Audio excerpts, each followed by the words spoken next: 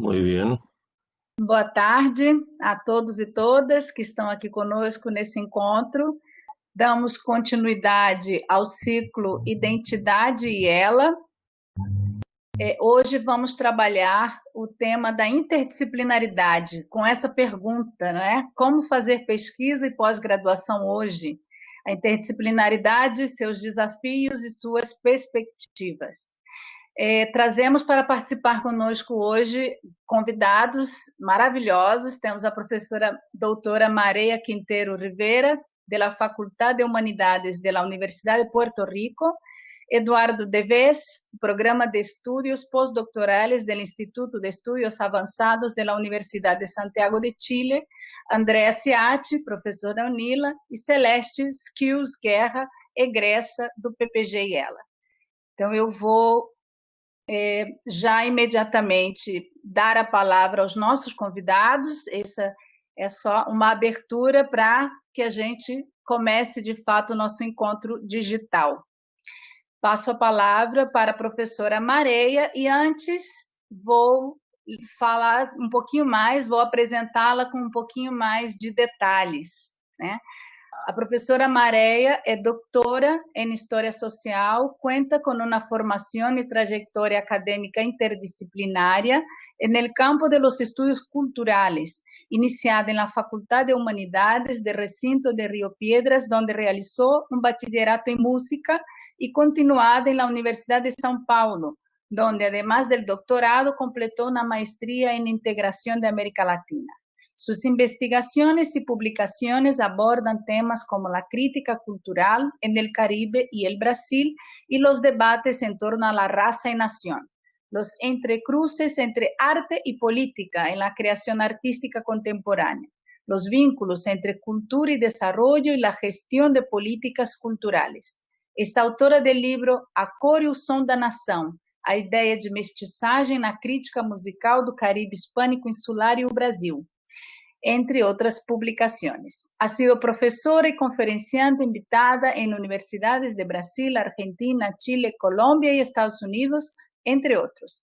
Presidió la Comisión para el Desarrollo Cultural y actualmente es integrante de la Junta de Directores del Instituto de Cultura Puertorriqueña y de la Junta de Directores de la Escuela de Artes Plásticas. Desde el 2002 se desempeña como profesora de la Facultad de Humanidades de la Universidad de Puerto Rico, recinto de Río Piedras, donde ocupó el cargo de directora del programa en estudios interdisciplinarios y coordinadora de la maestría en gestión y administración cultural.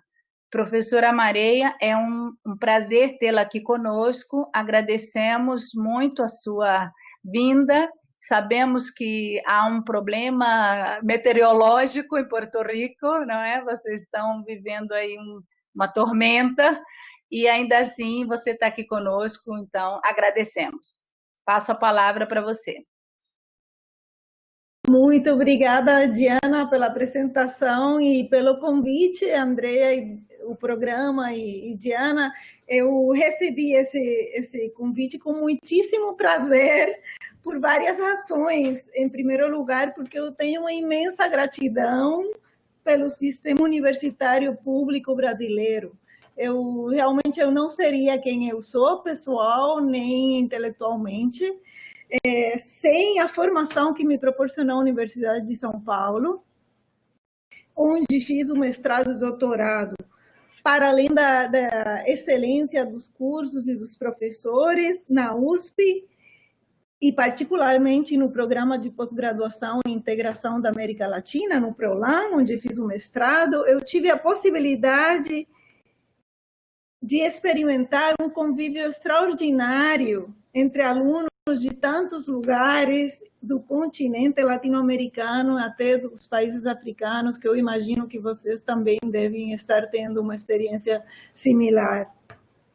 Eu desfrutei também de uma riquíssima vida cultural, eu me fiz capoeirista e, enfim, que eu vivi anos extraordinários de aprendizagem. Hoje, quando a universidade pública onde eu trabalho, como muitos lugares, se encontra assediada pelas políticas neoliberais, praticamente estrangulada, eu valorizo cada vez mais essa minha experiência de pós-graduação no Brasil. Por outra parte, nesses tempos de pandemia, de múltiplas incertezas, nos fazem valorizar mais a possibilidade dos encontros e dos espaços de intercâmbio, embora sejam virtuais, especialmente no que refere à reflexão sobre a nossa própria prática de pesquisa e prática docente. Permita-me agora mudar para o espanhol e compartilhar algumas ideias respeito ao assunto que nos foi proposto. La interdisciplinaridad, o mejor diría yo, la transdisciplinariedad en la academia tiene varias genealogías y trayectorias institucionales y epistémicas, así como las propias disciplinas. En lugar de hablar en abstracto, me gustaría anclar esta reflexión en la relación que he tenido, tanto en mi formación como en mi trayectoria de investigación, como en mi práctica docente, con al menos 3 de estas genealogías, para luego pensar en la relevancia que estas tradiciones, que estas genealogías nos presentan en la coyuntura contemporánea y puntualizar algunos elementos por los cuales me parece que los espacios académicos interdisciplinarios son fundamentales. Las 3 genealogías a las que haré referencia son, primero, los estudios culturales, en segundo lugar, los llamados estudios étnicos que surgen en las universidades norteamericanas en los años 60, de la mano también de los estudios de género, y en tercer lugar, los estudios latinoamericanos, pero los producidos desde América Latina. El surgimiento de los estudios culturales en la Academia Británica, o los llamados Cultural Studies, en la década de 1960, me parece que planteó un elemento que sigue siendo fundamental y que es el de reconocer la importancia medular de la cultura en los procesos sociales y en las configuraciones de poder. Este replanteo del concepto de cultura que hacen los estudios culturales parte de un doble cuestionamiento. Por un lado, un cuestionamiento a la idea de la cultura como un ámbito autónomo sobre el cual se funda la tradición humanística, y por otro lado, al determinismo economicista avanzado por el marxismo, que planteaba la cultura como un mero reflejo de la estructura social. En la elaboración de este concepto por autores como Raymond Williams, emerge una de las tensiones que a mi juicio es más interesante que han acompañado la producción de los estudios culturales, y es la tensión entre reconocer la fuerza estructurante de lo social y al mismo tiempo la capacidad de agencia humana, ¿verdad? Y me parece que alrededor de esta tensión se funda, ¿verdad?, todo un acercamiento a la investigación. Algunos elementos que destaco, ¿verdad?, de esta tradición de los estudios culturales, creo que el cuestionamiento a las jerarquías culturales, recordemos el ensayo de Raymond Williams tan temprano como 1958, Culture is Ordinary, la cultura es ordinaria, y el interés por la cultura popular como un elemento fundamental en la transformación política, en el desarrollo de una política alternativa. Por otro lado, la porosidad entre lo teórico y lo político, es decir, la forma en que los movimientos políticos fueron moviendo la teoría hacia la discusión de asuntos que no necesariamente estaban en el marco de reflexión, como por ejemplo el tema de raza, el tema de género, ¿verdad?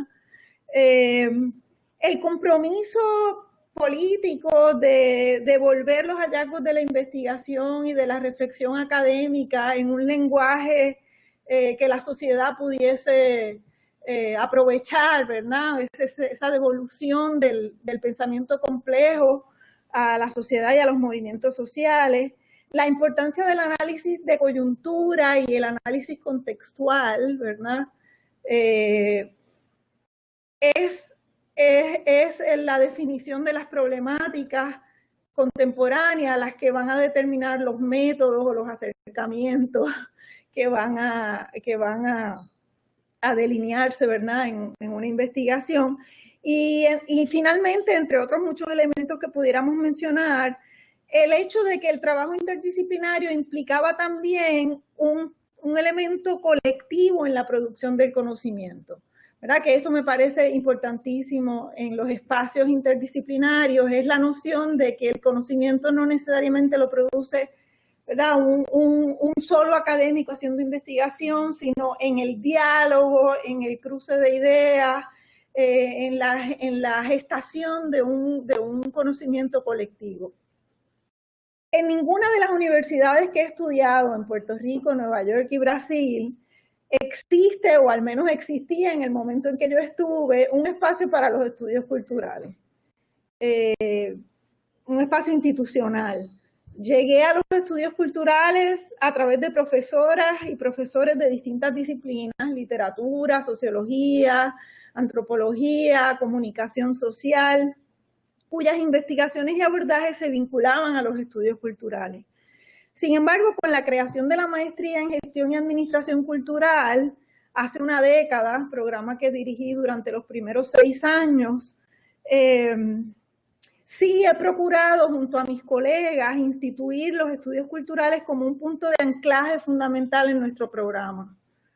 En esa tarea, más allá de pensar exclusivamente en los fundadores de la tradición británica de los estudios culturales, entre los que destaca el caribeño Stuart Hall, también hemos procurado revisitar autores latinoamericanos, incluso que escribieron previamente al surgimiento de los estudios culturales británicos, pero cuyas investigaciones abordan los procesos sociales en sus vínculos con lo social y lo político.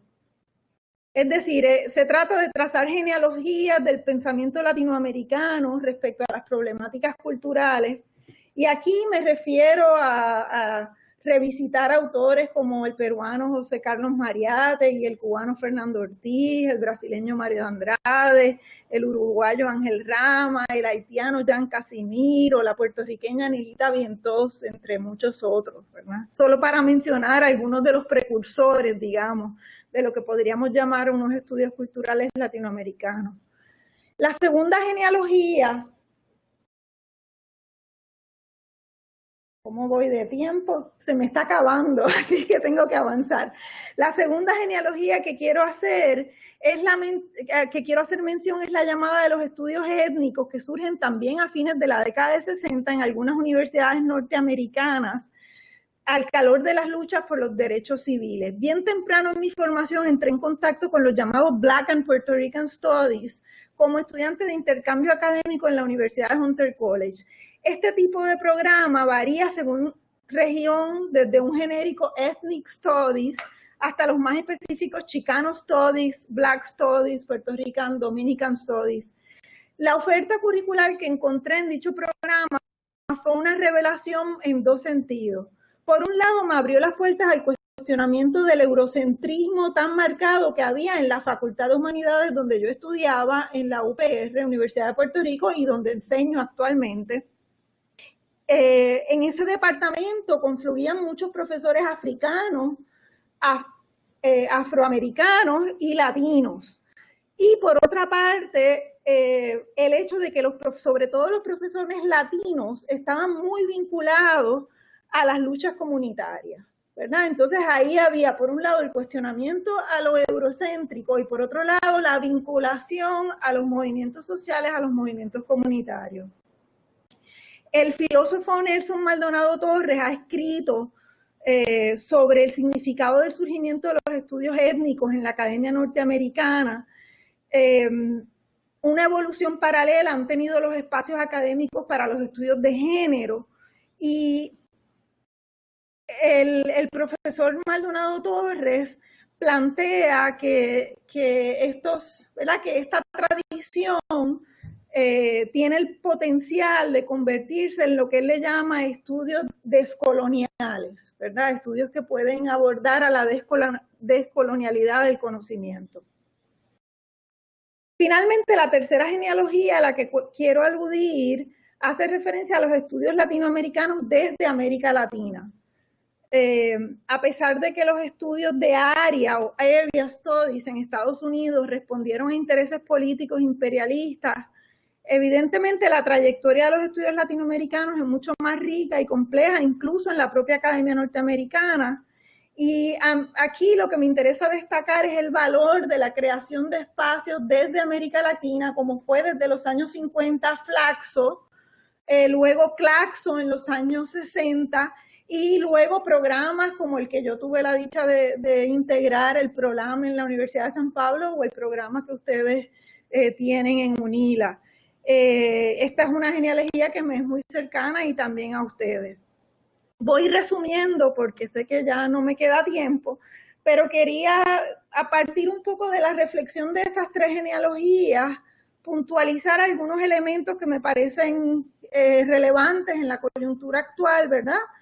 Que no son nuevos, que vienen, pero que siguen siendo muy relevantes. Y uno es, ¿verdad?, la importancia del trascender esa colonialidad del conocimiento, ese eurocentrismo.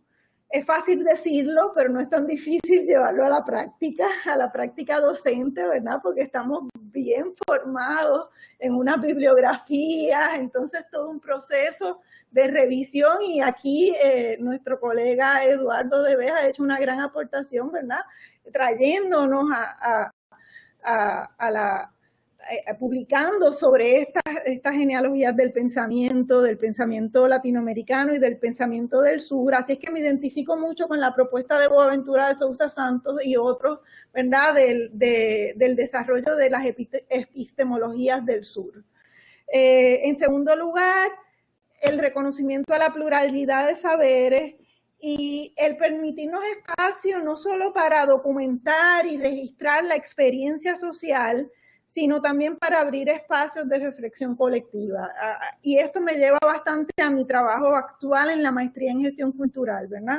Es decir, para enseñar gestión cultural, aparte de esos referentes de los estudios culturales latinoamericanos, me parece importantísimo el trabajo de documentar las experiencias propias de gestión cultural y el espacio para reflexionar sobre ellas, porque es algo que no se hace mucho, ¿verdad? Hay mucha actividad cultural ocurriendo, pero no se registra y no se reflexiona necesariamente sobre esos aprendizajes.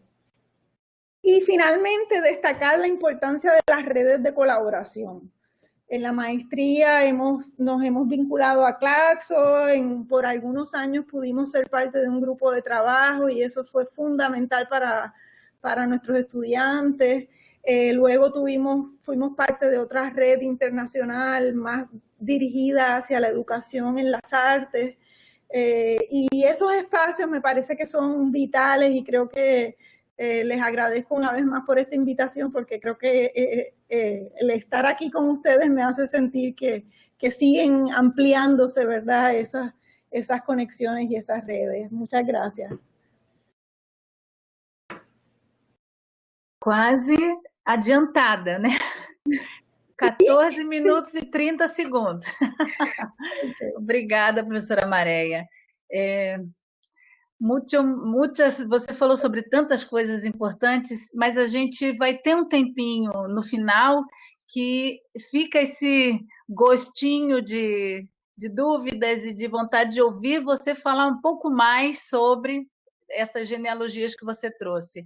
Vamos ver se o pessoal quiser colocar seus comentários, suas perguntas aqui no bate-papo. No final, na segunda rodada, a gente pode passar as perguntas para os palestrantes, tá bom? Então, passamos a palavra agora para o professor Eduardo Deves e eu vou ler a sua apresentação. Eduardo Deves, especialista em estudos eidéticos, se ha ocupado del pensamiento latinoamericano, del pensamiento de las regiones periféricas y de las redes intelectuales. Investigador y encargado del programa de estudios postdoctorales del Instituto de Estudios Avanzados de la Universidad de Santiago de Chile. Ha desarrollado numerosas investigaciones con el apoyo de CONICYT, FONDECYT y de otras instituciones, realizando estadías de investigación en África, América, Asia y Europa. Ha publicado más de 190 trabajos en muchos países, no los voy a leer todos, pero Alemania, Argentina, Bélgica, Nicaragua, Paraguay, etcétera. Y algunos han sido traducidos al árabe, chino, francés, guaraní, inglés, maya, mapudungún, portugués y ruso. Entre estos se destacan el pensamiento latinoamericano en el siglo XX, entre la modernización y la identidad, son 3 tomos. El pensamiento africano subsahariano en sus conexiones y paralelos con el latinoamericano y el asiático, y pensamiento periférico Asia, África, América Latina, Eurasia y más, una tesis interpretativa global. Es profesor del doctorado en estudios americanos y de la maestría en estudios internacionales de la Universidad de Santiago de Chile. Gracias, Eduardo, por su aporte, por su contribuição ao nosso diálogo. Passo a palavra para você, então. Obrigado, Diana, obrigado. Quero começar cumprimentando a toda a gente da UNILA. Estive numerosas veces na UNILA, acredito que 5 veces físicamente, e esta seria a 6ª vez virtualmente. E tem vários amigos ali, não sei se estão ainda, o Paulo Renato, o professor Paulo Renato, a professora Gisele Ricobom, o professor Nielsen de Paula Pires, sei que não está mais. E Diana, que nos conhecemos de 2011, acredito. Então, tenho muito desejo de voltar, e sobretudo de voltar para o Congresso de Americanista e estar ali com vocês. Agora, boa noite a todas e todos, brasileiros e de toda a América Latina. Quero falar da interdisciplinaridade em espanhol e quero falar também a partir de minha experiência pessoal, não desde as propostas teóricas que me parecen totalmente legítimas, pero no quiero hacerlo ahora. Quiero hablarles de mi experiencia personal y de mi propio trabajo interdisciplinar. Y en mi experiencia con los estudios de las ideas, que ya llevo, bueno, desde que hice mi licenciatura, comencé a trabajar los estudios de las ideas hasta el presente, todo el tiempo, toda mi vida académica he trabajado en estudios de las ideas o estudios eidéticos, como también se denomina en la actualidad. Pero antes de entrar a contarles un poco esta trayectoria, quiero ponerles 3 principios o 3 criterios. El primero es el siguiente. A mi juicio, no estamos obligados a optar por la disciplina o por la interdisciplina. Más bien, yo no quiero optar. Aunque trabajo mucho más en interdisciplina, no me parece que toda la gente deba optar. De hecho, me parece que hay una dialéctica entre disciplina e interdisciplina que es provechosa para ambas si se lleva bien. No digo que siempre se lleve bien, ni que sea necesariamente fácil. Ni siquiera me atrevo a decir que yo lo haga bien, por cierto. Pero creo que son 2 dimensiones complementarias. La segunda es que el principal elemento que a mi juicio hoy día desafía a la unidisciplinariedad, y ya Mareya habló algo de esto, son los estudios de área. También se puede organizar la universidad no solamente por disciplina, sino parcialmente por estudios de área. Y estos son los estudios de género, los estudios indígenas, los estudios latinoamericanos, los estudios cognitivos, en todos los cuales, y otros mucho más, en todos los cuales convergen unas u otras disciplinas. Y cuando hablamos de estudios del pensamiento, como es mi caso, forzosamente estamos haciendo converger varias disciplinas. Por de pronto la historiografía quiero decir, por de pronto la filosofía, pero muchas veces las ciencias sociales más amplias, a veces las ciencias de la vida, ciertamente las humanidades, etc. pero no supongo también, ¿no?, que todo el mundo tenga que dedicarse con una amplitud tan grande que le obligue a entrar a tantas disciplinas, ¿ah? Y el tercer criterio es que yo creo que para trabajar institucionalmente estamos obligados a recortar el conocimiento, que no podemos entrar al conocimiento sin marcos. Un marco posible son las disciplinas, otro marco son los estudios de área. Y si estos nos quedan pequeños o nos quedan cortos o no son insuficientes, tendremos que crear otros, pero que será imposible que un estudiante se ocupe de física y de literatura, ¿no es cierto?, de química y de filosofía simultáneamente, sin tener parámetros que le permitan especializarse en alguna cosa. Y que es más bien después de la graduación donde se puede comenzar a hacer interdisciplina, no antes de la graduación. Dicho esto, les cuento algo de mi propia experiencia. Yo me he formado en 3 disciplinas: en teología, en primer lugar, en filosofía, en segundo lugar, y en historiografía, en tercer lugar. A mi juicio, mirado desde ahora, lo que más me dejó a mí la teología es el conocimiento de la antigüedad, del cercano Oriente, de Grecia y de Roma. Eso es lo que yo más he recuperado, una cierta familiaridad con la antigüedad del Medio Oriente, de Roma y de Grecia. Lo que más valorizo, en cambio, de la filosofía es el haberme obligado a pensar con cierto rigor, a pensar con lógica, a tener conciencia de que las otras personas, cuando uno habla, no entienden exactamente lo que uno está diciendo y que hay que hacer un esfuerzo muy grande para que entiendan lo que uno más o menos quiere decir y uno entenderlas a las otras personas sobre lo que están diciendo. Eso ha sido, creo, el principal aporte que hizo para mí la filosofía. Y con respecto a la historiografía, la noción que en distintas épocas las personas sienten, piensan, viven de maneras distintas y que no son simplemente extrapolables de una época a otra. Y que debemos asumir eso cuando hablamos del pasado y cuando hablamos de otras culturas distintas a la nuestra, incluso dentro de los mismos países latinoamericanos, tenemos una serie de diferencias que debemos asumir histórico-culturalmente para entendernos. Puede decirse que estas 3 cosas que estoy señalando son cosas bastante obvias.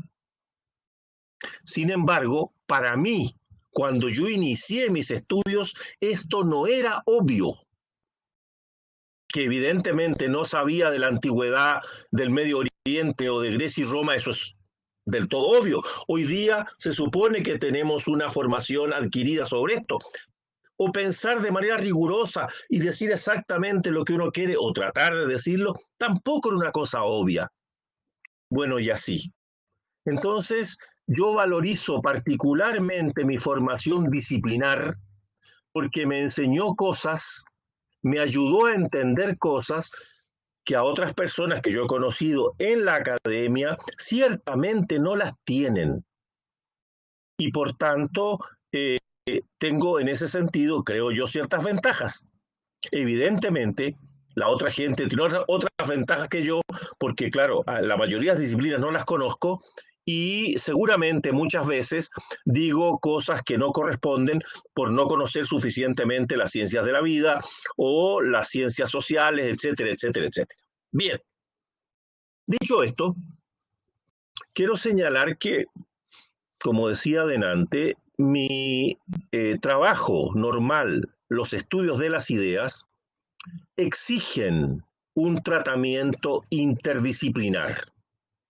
No es posible imaginar un trabajo sobre las ideas prácticamente que fuera únicamente disciplinar. Y me explico sobre esto. ¿Qué quiero decir? Yo comencé trabajando en estudios de las ideas con la escuela latinoamericana, es decir, Leopoldo Sea, Arturo Guardao, Francisco Miro Quesada, Arturo Roig, mexicano, uruguayo, peruano, argentino. Y allí había una serie de preguntas que se hacían a las ideas que provenían de las maneras como estos grandes académicos, todos fallecidos ya, trataron las ideas. Y ellos se preguntaron sobre las ideas principalmente a partir de la filosofía, que era su disciplina de formación, o era su trabajo. Eran profesores de filosofía que además estudiaban el pensamiento, la filosofía latinoamericana. Y así comencé yo también, siendo, sin conocerlos a ellos, su discípulo intelectual. Sin embargo, a poco correr del tiempo, me di cuenta que esta manera de recortar el pensamiento latinoamericano, si podía ser completamente legítima, era a la vez, para mí, completamente parcial. Y que yo estaba obligado, si quería hacer algo novedoso, a aportar a ese recorte con un marco mayor. Además, si ellos habían logrado hacer este marco, yo perfectamente podía agregar un poquito por cada lado, ¿no es cierto? Y esto me llevó justamente a intentar hacer una serie de ampliaciones a los estudios del pensamiento latinoamericano. La primera ampliación que intenté, y que no estaba hecha cuando yo comencé a hacer esto, es entender que en el pensamiento latinoamericano tenemos que incorporar las ciencias sociales de nuestra región. Que no es posible retratar el pensamiento latinoamericano posterior a 1950 sin considerar incluso en primer lugar las ciencias económico-sociales. Queda completamente incompleto, completamente trunco.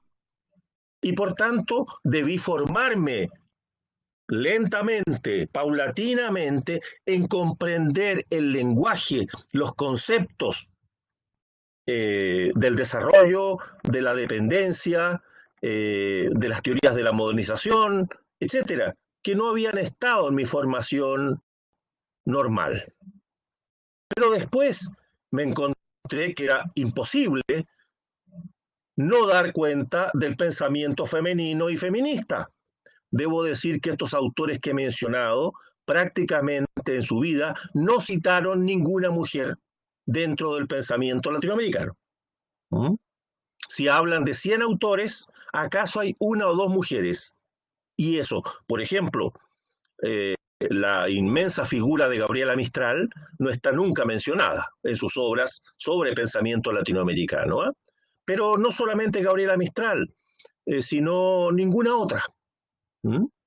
Entonces, ¿cómo hacer estudios del pensamiento latinoamericano sin mantener silenciadas a las mujeres? ¿Y cómo entrar entonces en los temas de feminismo, en los temas de género? Por ejemplo, María acaba de hablar de Milita Bientó Gastón, ¿no es cierto?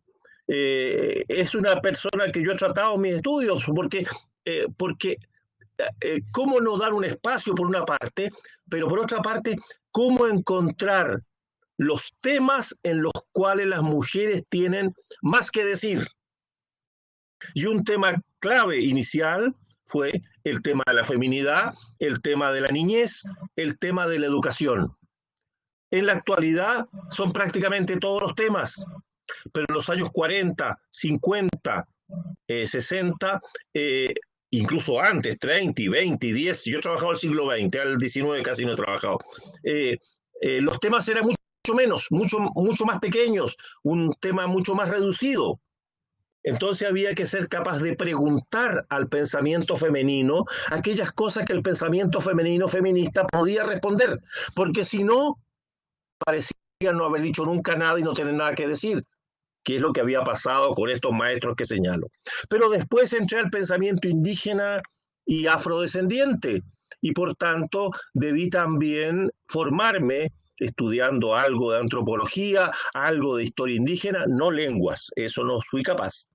Y sobre todo, tratar de detectar quiénes son los pensadores, no solamente indigenistas, mestizos, sino que indígenas propiamente tales y afrodescendientes propiamente tales, para entrar a su pensamiento. Hoy día, en el siglo XXI, trabajar el pensamiento de las intelectualidades indígenas es ya una cuestión completamente adquirida. Hay numerosos trabajos sobre esto, pero hace 20, 40 años para nada lo eran. Y entonces eso fue otro llamado a la interdisciplina. Y después el pensamiento internacionalista y el pensamiento sobre lo mundial, sobre lo global, que hoy día también es parte de los estudios del pensamiento latinoamericano, y tenemos una gran cantidad de gente que trabaja sobre temas internacionales, pero hace algunas décadas no era así. Entonces el pensamiento internacionalista no estaba incluido en los libros que hablaban de pensamiento latinoamericano, como si no se hubiera dicho nada. ¿Y acaso se los incorporaba como pensadores políticos, como pensadores sobre educación, pero no se contemplaba que había allí una propuesta sobre pensamiento internacional? Dime, Diana, ¿cómo voy? ¿Cuánto me queda? ¿O nada? Un minuto para terminar.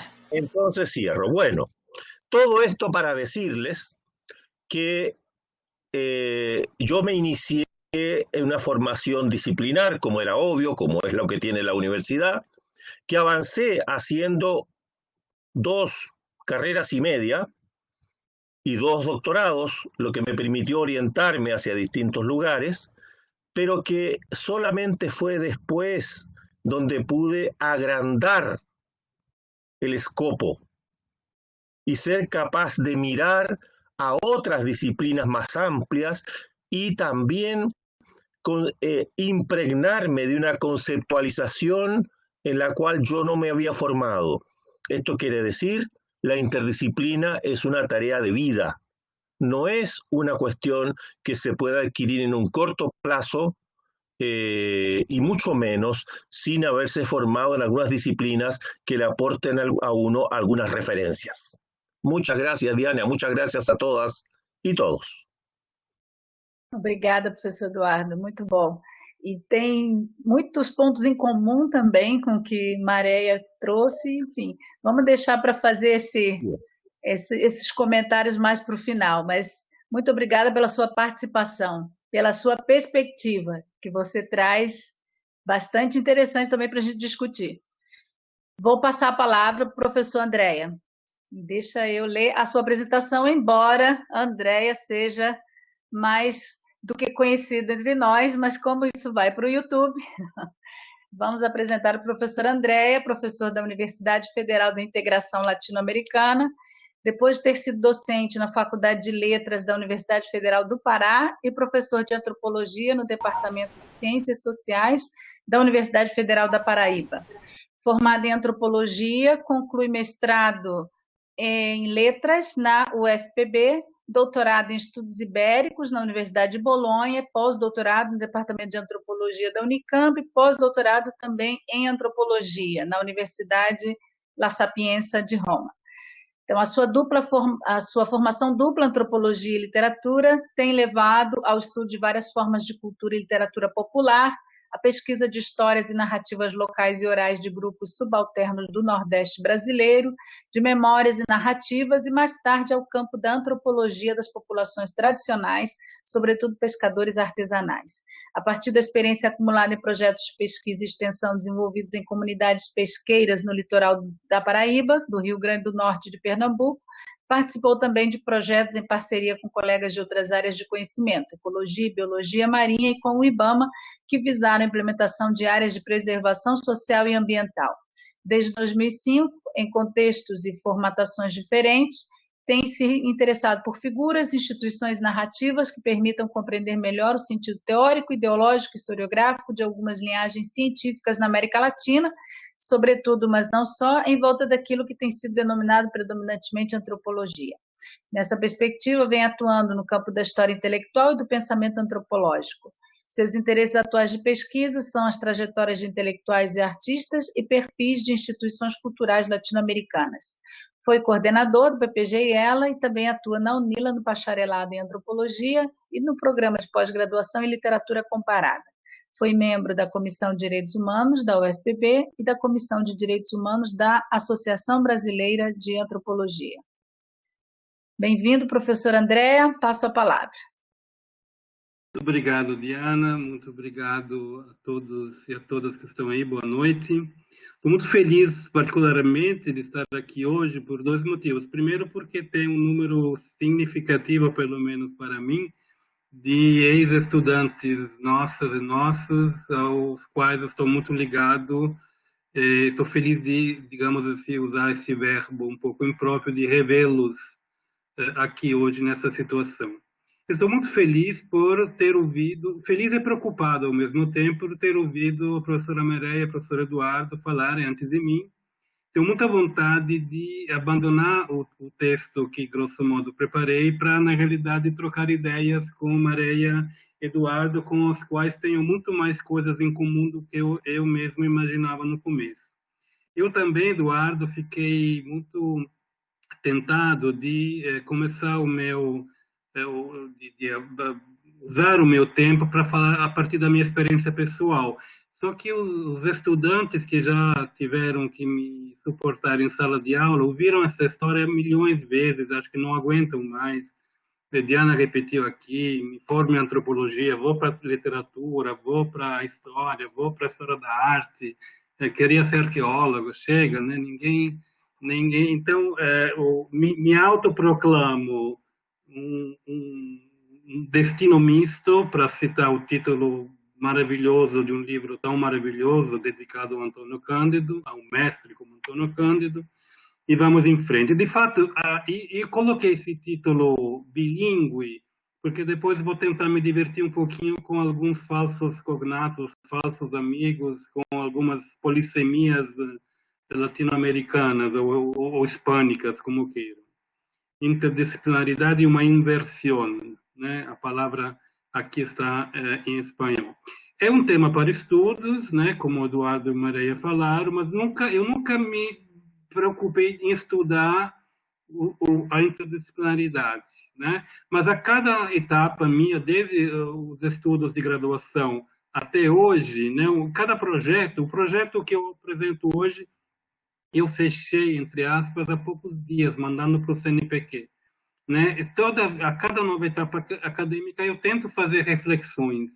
E algumas dessas reflexões vou tentar compartilhá-las aqui em perspectiva histórica. Né?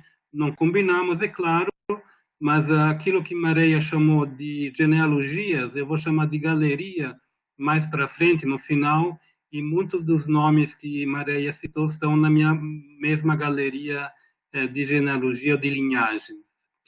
Antes eu queria fazer uma homenagem justa e paradoxal a esse grande pensador latino-americano, Florestan Fernandes. Nesses dias, ele de julho, completaria 100 anos de vida. O Florestan, que foi um professor de sociologia na USP nesse período, mas foi um grande inimigo, sobretudo nos primeiros anos, do ensaísmo interdisciplinar. Né? Ele tentou e conseguiu, creio eu, né, com resultados que hoje eu considero um pouco duvidosos, mas na época eram muito importantes, fundar a sociologia brasileira como uma ciência. Né? O rigor científico, teórico e metodológico da sociologia brasileira tem a marca do Florestan e a pós-graduação brasileira nas ciências humanas tem essa marca. Hoje, eu acho que ele tem mais uma importância histórica.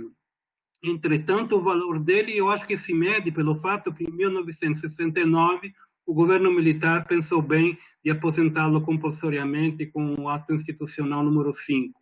Né? Então, a sociologia que foi fundada por Florestan Fernandes, que é muito longe daquilo que hoje eu entendo por ciência social, de fato foi extremamente importante nesse sentido.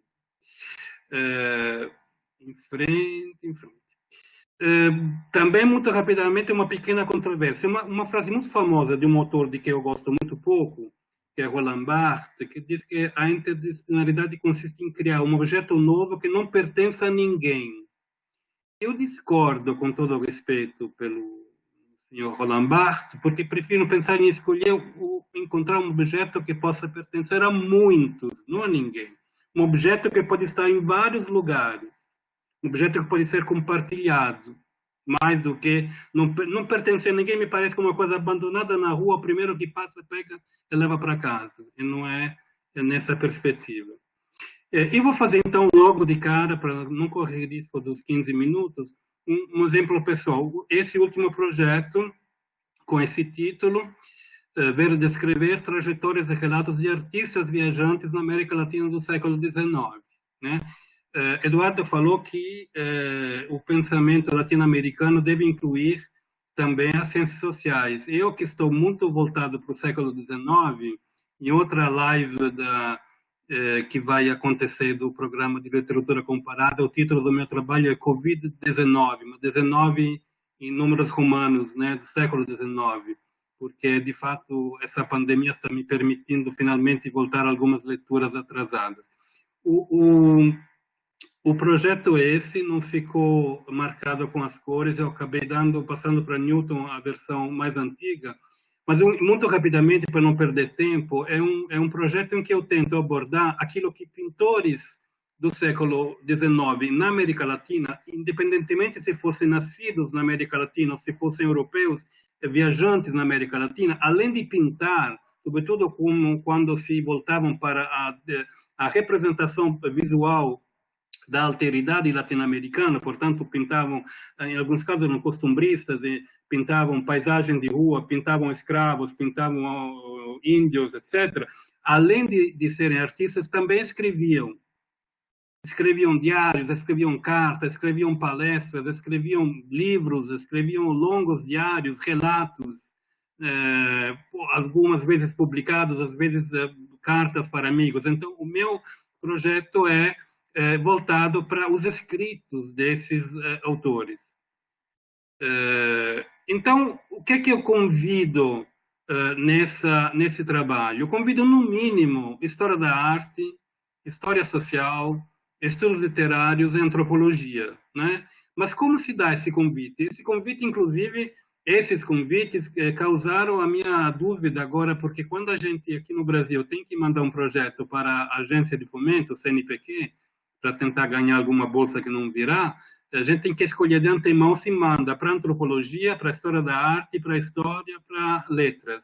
Eu, esse ano, resolvi arriscar e mandei para a história da arte. Né? Ninguém me conhece, lá vamos ver se consigo alguma coisa. Mas esse projeto, que claro não está aqui na íntegra, envolveria no mínimo essas quatro áreas disciplinares. Né? Aproveito para dizer que concordo completamente com o Eduardo quando diz não só que interdisciplinaridade não é obrigatória, mas que ela se constrói a partir dos conhecimentos disciplinares que cada um de nós poderá ter ao longo da vida construído. Né? Então, não invento, essa palavra já existe em algumas áreas, sintopia, né? Do grego antigo, evidentemente, como formada de forma parecida com a palavra sincronia. De certa forma, é o contrário de utopia. É um lugar compartilhado, um lugar que permite compartilhamentos, um lugar onde aberto, no caso, para várias disciplinas, já que é uma sintopia disciplinar, são sintopias disciplinares, uma reunião de disciplinas no mesmo lugar. E que permitam, que eu chamo agora, com uma palavra que de fato assusta um pouquinho, contaminações epistemológicas. Daqui a pouco eu vou tentar dizer por que uso a palavra contaminações. Tem que clicar 2 vezes na setinha. Então, que lugar é essa? Ficou desconfigurada a slide aqui. Se a sintopia é um lugar de reunião, um lugar de compartilhamento, que lugar é esse? Alguns dos meus alunos talvez lembrem, eu tenho usado muitas vezes essa metáfora, que não é bem uma metáfora, às vezes é uma coisa real, é a minha mesa de trabalho, que não é essa eu peguei particularmente trágica, é a minha bibliografia, é a minha forma de pensar.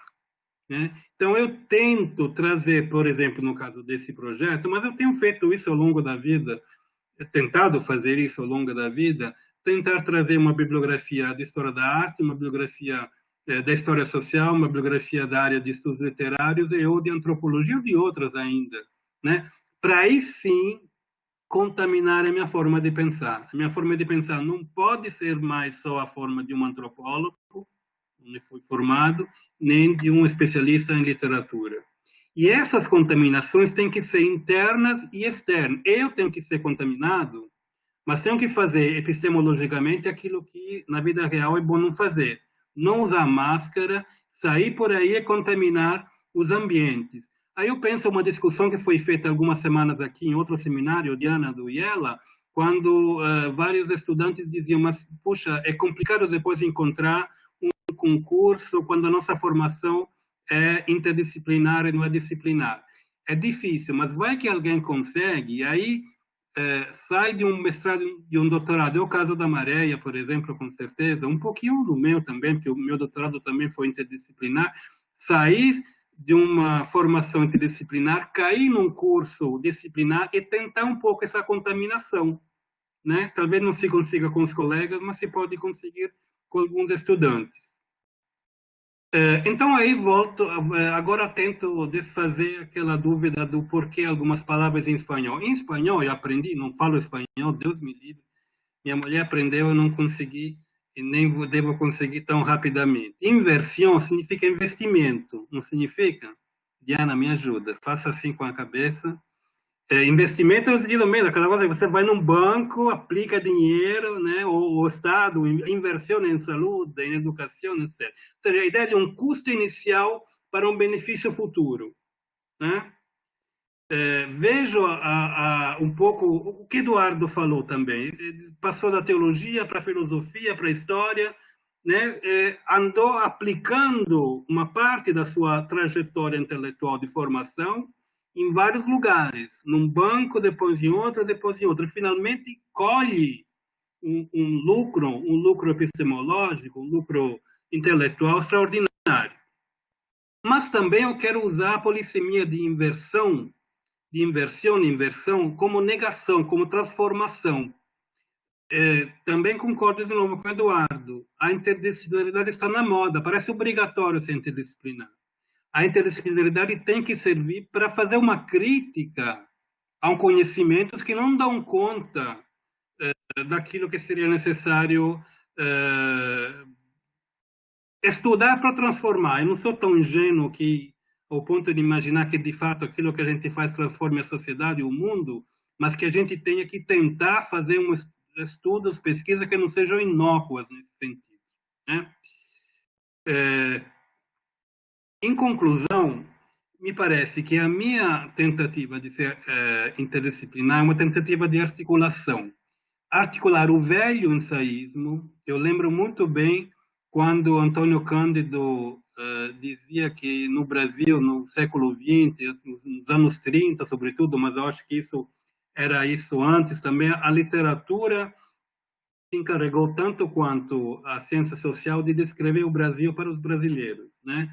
Mas no século XIX, nas primeiras décadas do século XX, vamos ver isso daqui a pouco, na América Latina, tem toda uma tradição ensaísta que não é inútil, muito pelo contrário. Articular a interdisciplinaridade crítica e um rigor teórico-metodológico, né? Um pouco a filosofia, a lição da filosofia de Eduardo. E aí me aproximo agora da genealogia da Maréia, só que faltando 2 minutos, talvez, e frequentar e admirar uma galeria de mestres. E a minha galeria de mestres é essa, nesse momento. Se tivéssemos tempo, faria quiz, reconhecendo aqui Mariátegui, Mário de Andrade, Antônio Cândido, Líria Schwartz, Silvia Rivera e Catherine Walsh.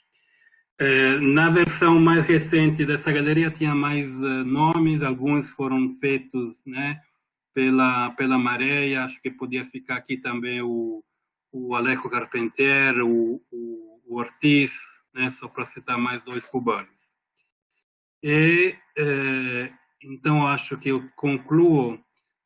Se tivesse uma sala de aula, perguntei o que tem em comum essa turma, o que tem em comum né? São pessoas, por exemplo, que nem sempre estiveram dentro da universidade, né? E são pessoas que é difícil definir uma profissão para eles. O que cada um deles, qual é a profissão deles? Qual é a profissão de Mário de Andrade, Maria? Né? Você pega um verbete de enciclopédia, Mário de Andrade, de São Paulo, né? E é 7, 8 nomes de profissões diferentes. Isso eu acho, a grande lição. Muito obrigado, gente. Desculpem se o meu tempo foi extrapolado, e a gente vai conversando mais tarde, se der tempo. Foi muito bem, Andréa, bem certinho. Um pouquinho mais de 14 minutos, perfeito. Então, agradeço a precisão de todos vocês, dos 3 que falaram.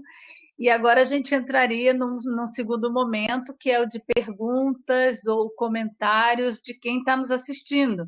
Então, quero registrar aqui a presença de alunos, estudantes nossos ativos no IELA, recém-chegados, e também de egressos, né? A Andréa já tinha localizado aqui alguns.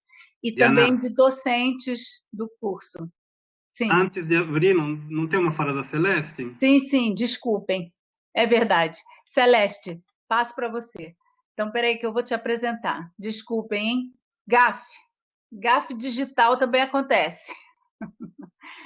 Celeste Skills Guerra é periodista, aí vou ler em espanhol. Periodista y licenciada en Comunicación Social de la Universidad Austral de Chile. Egresada del PPG-IELA y actualmente trabaja como periodista en el equipo de comunicaciones del proyecto Explora Aysén del Ministerio de Ciencias de Chile, dirigido por la Universidad Austral, Campus Patagonia, y en los proyectos Bosque con Lupa y Aporta Ciencias, ambas iniciativas del Fondo de Innovación para la Competitividad del Gobierno Regional de Aysén y dirigidas por la Universidad Austral, Campus Patagônia. Uma vez mais, me desculpo com a Celeste.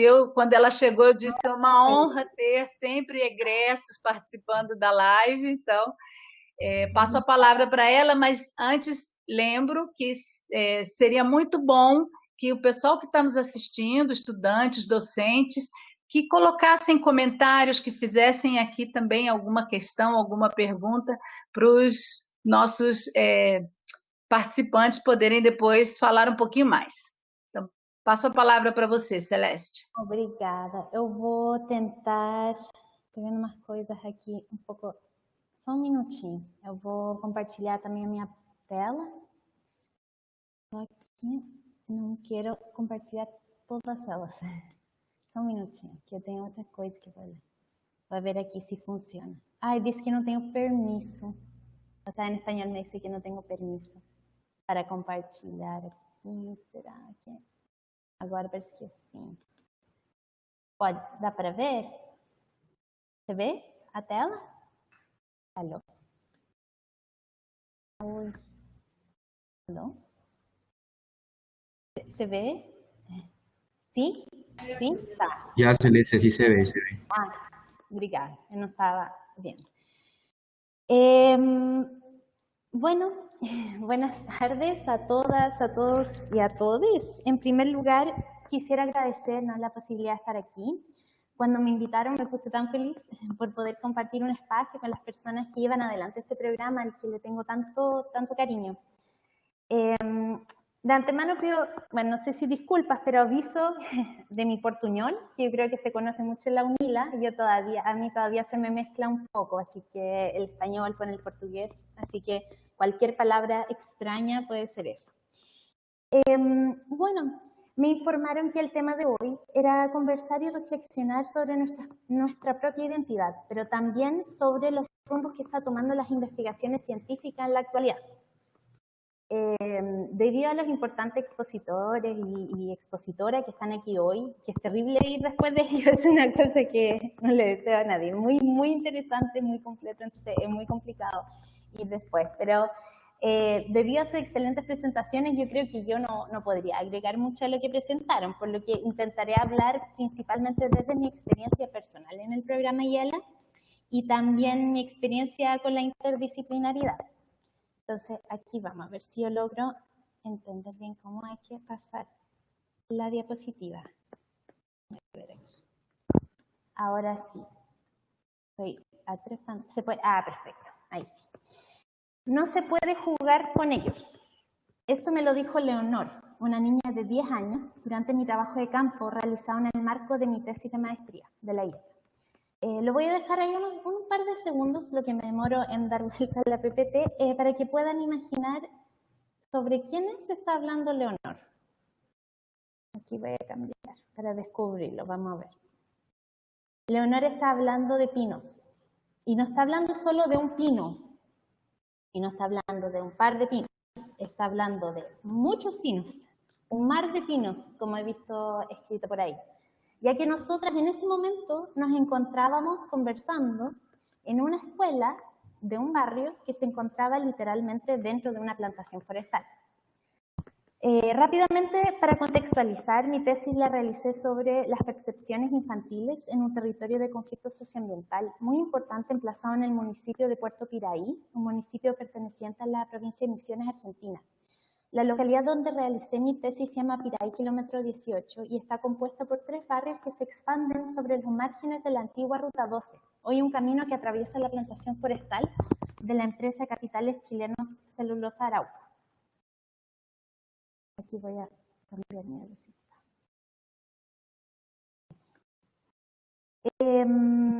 Esta conversación, bueno, se da en el contexto de que para poder conocer las percepciones de las y los niños sobre su entorno, en busca de voces, relatos y opiniones que no siempre son escuchados cuando se estudian los conflictos socioambientales y territoriales,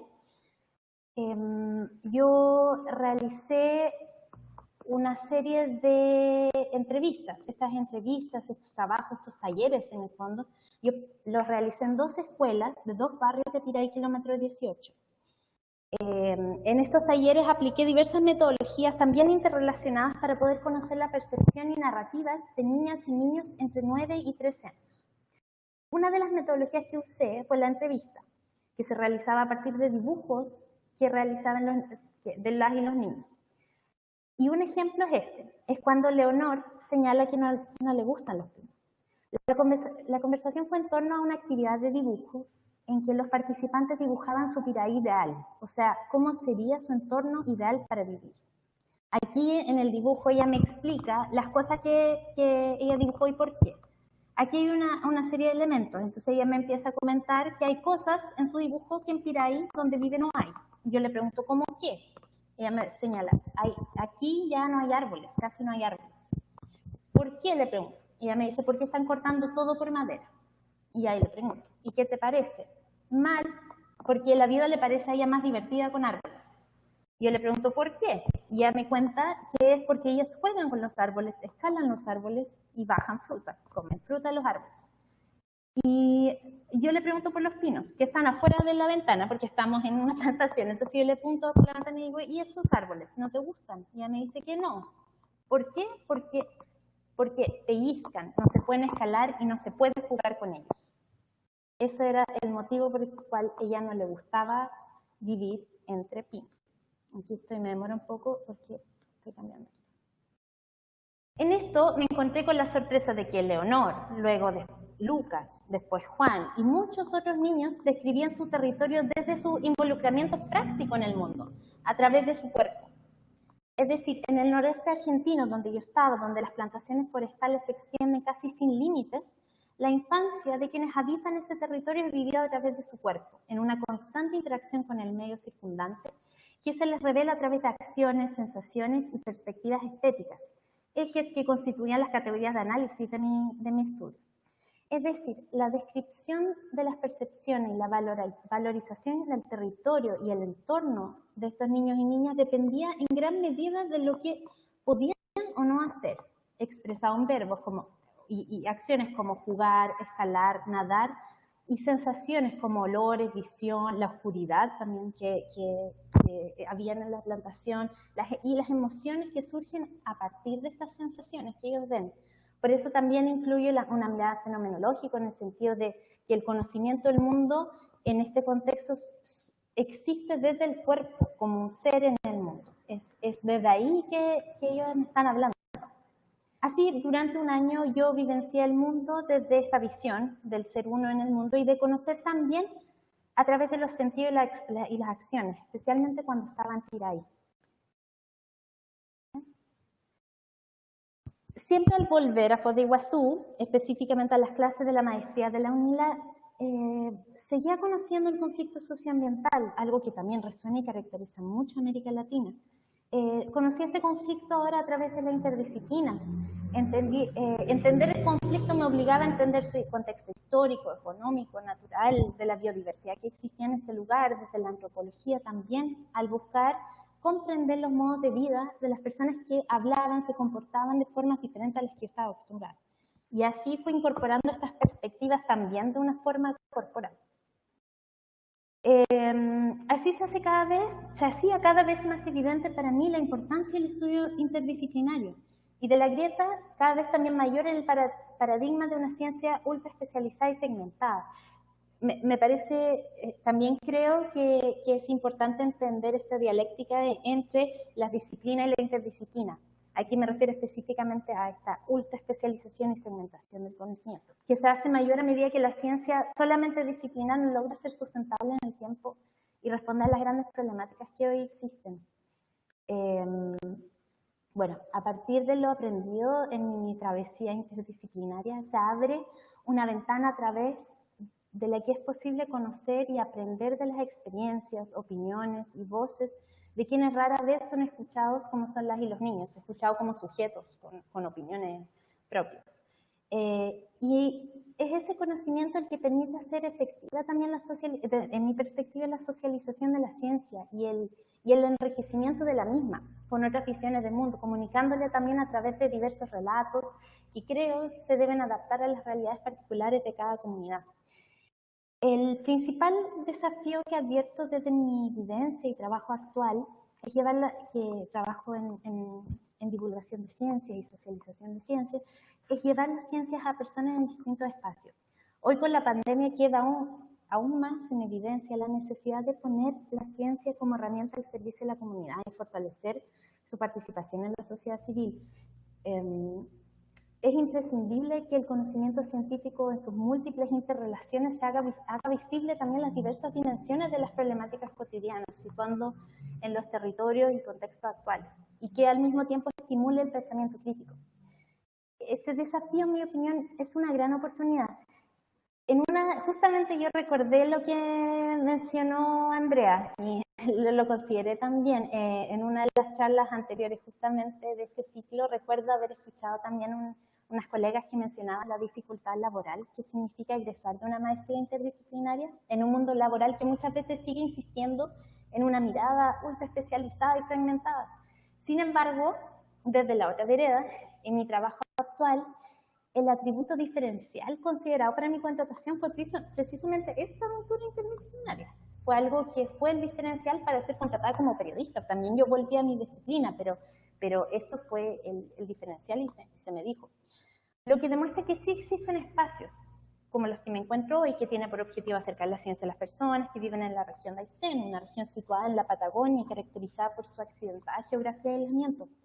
Y se comprende que esta tarea de llevar la ciencia a los diferentes lugares también es posible y es necesario, o solo es posible, no sé si solo, pero a través de la interdisciplinariedad y la flexibilidad del pensamiento que esto otorga. Es por esto que, desde mi experiencia, la interdisciplina nos permite entender qué significa que con los pinos no se puede jugar, y nos da la herramienta para buscar los caminos para poder jugar con los árboles. La plantación forestal separa, desde mi perspectiva, como también lo hacen solamente las disciplinas de forma segmentada, a los árboles de los niños. Gracias a la apertura de pensamiento, la creatividad, la acción, la interdisciplina, entiende sobre las relaciones que hay entre los distintos componentes del territorio. Abre paso en este sentido al juego entre niños y árboles. Isso seria. Muito obrigada, Celeste. Excelente. Paramos num tempo bastante bom. Eu queria então fazer um breve comentário sobre todas as falas de vocês, muito breve, para que a gente tenha tempo de passar a palavra também para quem está com a gente na sala. É muito interessante como apareceram palavras, são abordagens diferentes, mas apareceram palavras que conectam as abordagens de vocês. Então, a Maréia usou muito o coletivo, falou muito do diálogo, da luta comunitária, das redes de colaboração. Então, o coletivo era fundamental de diversas maneiras na sua perspectiva sobre o papel da interdisciplinaridade, as genealogias que ela construiu em torno desse eixo, né? O Eduardo trouxe aí a dialética entre uma coisa ou outra, ou quem sabe a possibilidade de recortar por áreas, ou seja, de construir uma articulação de alguma maneira também entre disciplinas, né? E a Andréia também voltou ao coletivo, falou dos muitos, né? Falou da sintopia, que é interessante, enfim, dessa possibilidade também de articulação, foi um verbo que você usou, além da contaminação, né? Quer dizer, essa articulação que eu gostaria, por exemplo, de chamar de mediação, né? E a Celeste fechou trazendo um outro dado importante, que é a questão do território, não é? Como a ciência precisa estar territorializada, isso por si só já é um dado interdisciplinar, o território, né? E da flexibilidade que esse processo interdisciplinar permite. Então, eu saio muito contente, acho que tivemos uma conversa muito rica. Mas agora, então, eu fecho o meu microfone e vamos ver se tem uma pergunta da professora Laura Fortes, que diz o seguinte, vou ler então. Gracias por las excelentes presentaciones y reflexiones tan pertinentes. Pergunta, que caminhos metodológicos podem ser considerados mais favoráveis à prática de uma interdisciplinaridade crítica? Então, deixo aberto para quem quiser responder.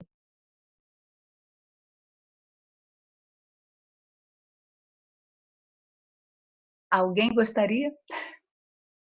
Posso tentar? Diga, Andréia. Oi, Laura, tudo bem? Andréia, só rapidinho, tá? 5 minutinhos, tá? Não, menos.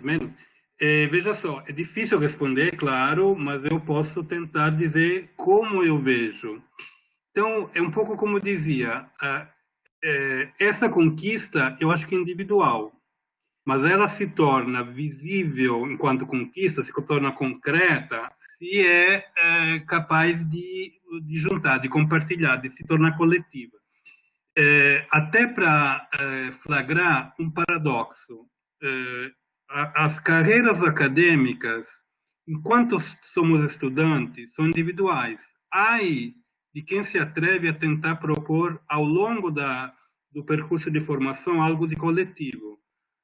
Os TCCs, as teses, sempre individuais, custe o que custar. Eu tenho vários exemplos para dizer como isso é um problema muito grave, é falho. Depois, são muito valorizadas as ações coletivas, artigos com 2, 3, 4, 10 autores, aulas compartilhadas, cursos compartilhados. Para mim, isso é ou um paradoxo ou uma falha que precisamos corrigir, né? Então, é muito clara a fratura entre um percurso individual de formação e depois como se aí você conquista o direito de ser coletivo. Eu acho que nós deveríamos começar, por exemplo, eu já defendi dentro da UNILA, fui derrotado, é claro, que alunos de graduação pudessem fazer um TCC coletivo, faziam pesquisa de campo na Colômbia, 2 jovens estudantes de antropologia, foi proibido. Mas é um hábito internacional, não é só culpa da UNILA. Mas eu acho que isso podia ser uma possível resposta. Interessante, mas que é uma tarefa de vida, como um de vocês falou, é uma tarefa de vida, né? Vou passar a palavra para o professor Eduardo, que tinha registrado aqui, que queria fazer uma pergunta.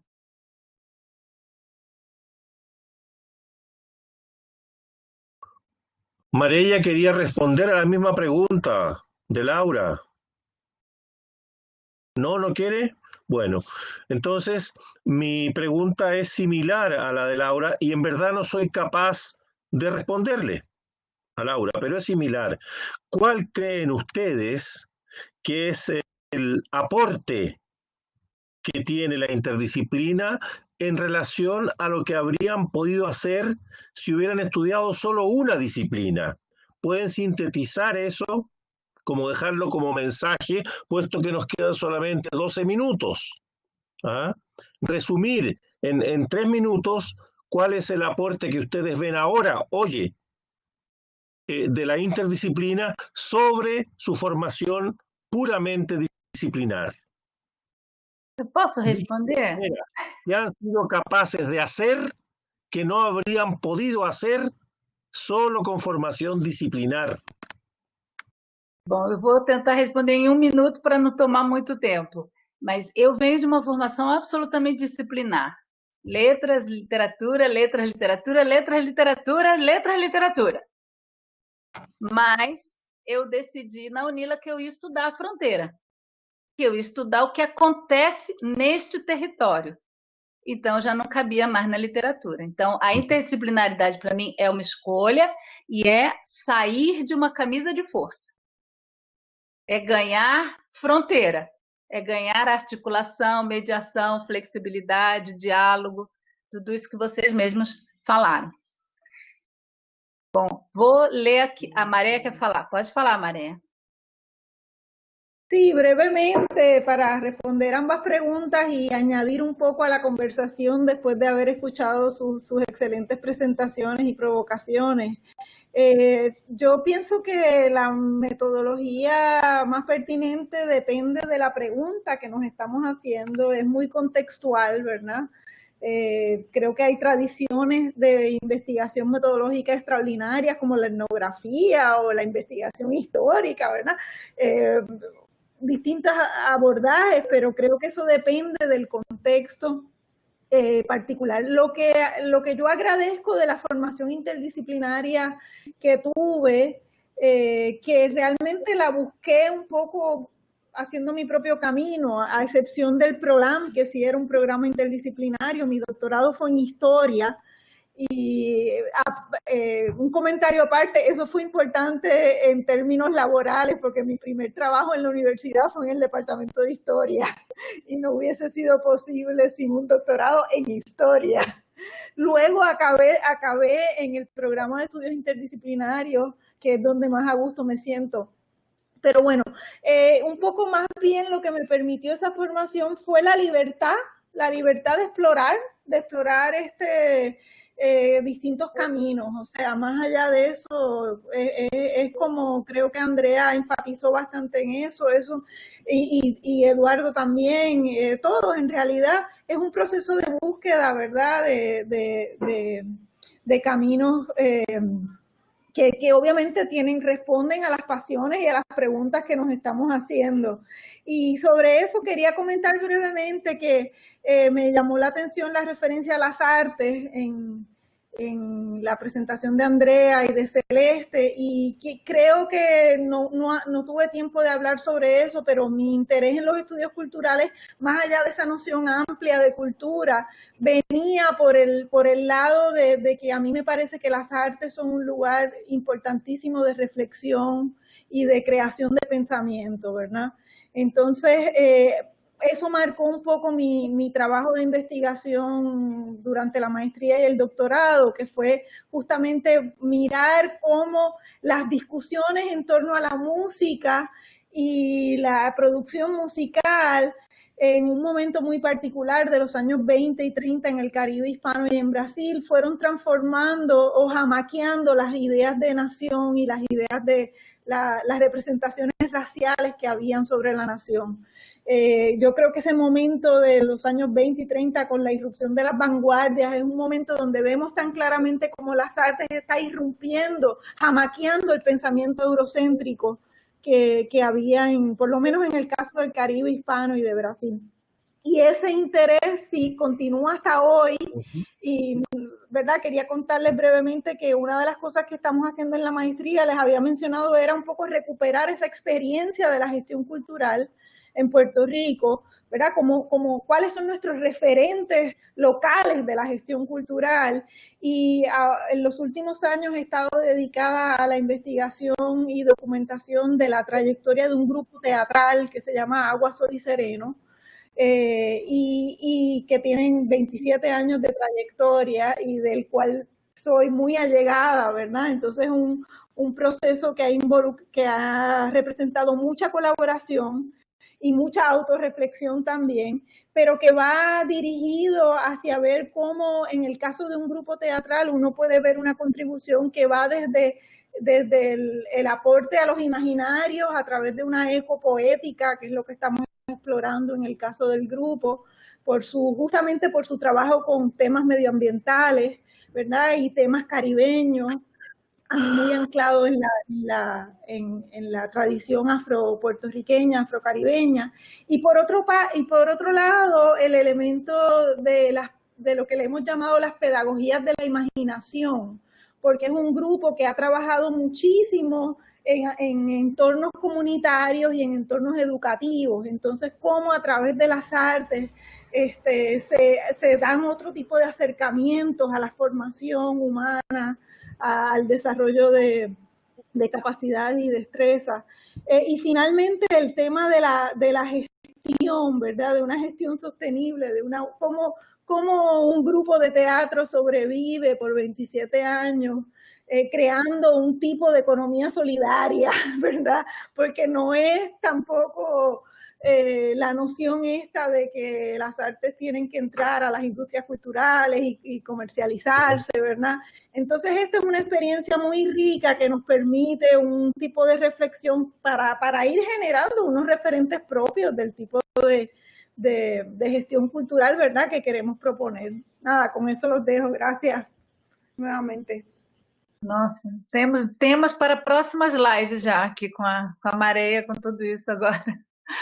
Bom, eu vou ler aqui o comentário do Júlio, nosso professor, Júlio Moreira, que diz o seguinte: Eduardo habló de la disciplinaridad en la graduación y la interdisciplinaridad solo después. Esto parece desafiador para comprender en UNILA, donde vivimos la interdisciplinaridad desde los primeros semestres, inclusive con el ciclo común de estudios.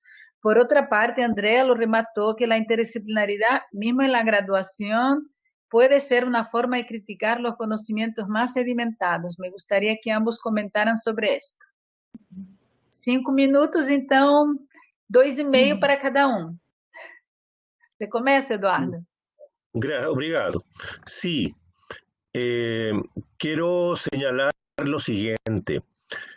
Si existe un ciclo común inicial que forme razonablemente en alguna disciplina, creo que está muy bien, pero temo la opción del diletante, que puede falar de muchas cosas, pero sin rigor sobre ninguna de ellas, porque nunca se educó en el rigor de una disciplina que te obligue a una cierta discusión respecto de un método bien aplicado. Ahora bien, no quiero hablar de un ideal que resulta para algunas personas, sino de un sistema que alcance para todas las personas que entran a la universidad. Y en ese sentido, si de la educación media o secundaria se viene con muchas falencias, es muy difícil entrar a interdisciplina sin tener una formación más estrecha, más estricta, más específica, que no te permita abrirte demasiado y que en vez de potenciarte, te desoriente. Eso. Gracias. Obrigado, Júlio, pela pergunta. É óbvio que em 2, 3 minutos é muito difícil também. Duas coisas muito rápidas. Primeiro, o meu ideal de curso de graduação E quando comecei a me ocupar de história intelectual, comecei estudando uma mulher, uma antropóloga, mas depois não tão antropóloga assim, que estudou na Faculdade de Filosofia da Universidade de São Paulo assim que ela foi criada nos anos 30. O meu ideal de curso de graduação está lá. O estudante entrava na Faculdade de Filosofia de São Paulo, claro, matriculado em Ciências Sociais, ou em Filosofia, ou em Letras, e depois tinha um mundo inteiro da faculdade para escolher, ou seja, não tinha o que nós chamamos aqui PPC, uma grade curricular. A grade já remete para prisão, né? Não tinha grade naquela época. Segunda coisa, Júlio, muito rapidamente, essa coisa de um conhecimento crítico. Eu esqueci de dizer, mas também é sempre complicado um pouco dizer, que uma parte preponderante da minha formação se deu dentro e fora da universidade, nos anos iniciais da minha formação, me acompanhou a vida toda, foi a tradição dialética, a tradição marxista, especificamente de Antonio Gramsci. Né? Antonio Gramsci é um pensador italiano, por isso não pôde ficar naquela galeria de fotos, mas que, por exemplo, foi fundamental na América Latina. Grandes personagens do pensamento latino-americano, ainda hoje, inclusive acaba de ser criada uma rede, eu tenho a honra e o prazer de participar de estudos gramscianos na América Latina, com centenas de pesquisadores desde os anos 40, 50, né, quando foram publicados, e no fundo é muito significativo que Mariátegui tenha sido o primeiro intelectual latino-americano que conheceu Gramsci, quando evidentemente Gramsci ainda era livre e não estava na cadeia, nos anos 20, no norte da Itália. Eu acho que o conhecimento materialista, o Marx dizia o quê? Não existem disciplinas, existe uma só disciplina e é a disciplina histórica. Não é a história, é uma disciplina histórica. Né? Então, seria mais longo, mas, Júlio, mais ou menos é por aí. Bom, Muy bien. são 8 horas em ponto. Eu agradeço muito os 35 que se mantiveram aqui até o último minuto do encontro. Muito obrigada a vocês, nossos convidados, nossas convidadas muito especiais, que trouxeram bastante coisa para a gente pensar daqui para frente, dentro desse ciclo de identidade do programa, que é o que eu acho que é fundamental. A gente está fazendo todo um processo de autoavaliação e a gente precisa tocar nesses temas que são a nossa base, né? Na semana seguinte, nós voltamos nesse encontro com um outro tema que também nos é muito caro, que é o da interculturalidade. Bom, então eu deixo a palavra com vocês, os 4 que participaram, para vocês se despedirem e a gente termina por aqui, na expectativa de novos encontros mais adiante. Muito obrigado a todas. Eu gostaria imensamente de rever Maria e Eduardo na UNILA. Espero que seja possível. Quero usar os meus 20 segundos para pedir desculpas quando eu falei, brincando, que eu não falo espanhol porque nunca aprendi. Eu usei a expressão Deus me livre, que saiu involuntariamente. Não é nada contra o espanhol, é contra a minha própria capacidade na minha necessidade de aprender uma nova língua. Não quero deixar nenhum mal entendido sobre isso. Muito obrigado, muitas graças. Excelente. Mais alguém quer se despedir? Suas últimas considerações. Muito obrigada pelo convite e quero ficar em contato com vocês. Quero ouvir a próxima mesa da interculturalidade, então, como público, da próxima vez. Fale, Celeste, fale. Não funciona. Entonces falo yo. Fale, Eduardo. También agradezco, Diana, obrigado, y espero estar pronto. Prometo estar na UNILA en el 2021 o 22, cuando sea el Congreso de Americanistas. Ahora, si la señora tiene organización de actividades antes, yo seguramente estaré en el sur de Brasil el próximo año, si el COVID lo permite, y por tanto me gustaría mucho pasar a UNILA. Así que cuente conmigo. Y saludos a Andrea, que no te conocía, a Celeste, que no te conocía, a ti, María, sí te conocía, y a Diana más recientemente todavía. Gracias, chao. Já está convidado, Eduardo. Celeste. Obrigado. Me aperté un botón errado y saí do audio. También quería agradecer, para mí es un placer estar con ustedes, el programa fue muy significativo para mí y me ha generado también muchas experiencias posteriores muy gratificantes, entonces les agradezco, también estoy muy contenta de que puedan estar muchas personas que están estudiando actualmente en IELA, que puedan estar conectados y que puedan tener también este intercambio de conocimiento, me parece muy rico y les agradezco muchísimo. Bueno, muy bien. Então, até a próxima quinta. Tchau. Chao. Eso, chao. Chao.